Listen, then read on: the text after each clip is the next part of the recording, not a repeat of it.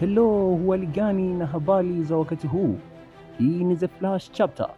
Visiwa vya Madagascar ni miongoni mwa sehemu zilizojaliwa utajiri wa viumbe wa kuvutia na kushangaza. Satanic Leaf-Tailed Gecko, jani la shetani. Jina lake laweza kuwa linatisha, lakini ni miongoni mwa viumbe watulivu na wapole duniani. Huyu ni mjusi wa kushangaza, mwenye umbo dogo na mwenye mkia mrefu, muundo wa jani kavu. Kiumbe huyu hupatikana ndani ya visiwa vya Madagascar. Urefu wake hukadiriwa si chini ya inchi 3. Wadukuzi na wataalamu wa science wamemclassify kama Kingdom Animalia na suborder yake ni Gecko.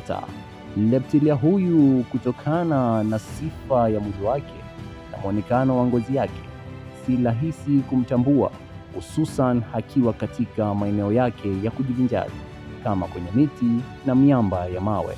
Satanic Leaf kutoka usiku na kufanya mawindo yake kwa ajili ya chakula na hupendelea kula wadudu wadogo wadogo. Satanic Leaf Gecko hana madhara kabisa kwa mwanadamu. Muonekano wao wa kipekee huwafanya kutafutwa sana katika biashara ya wanyama.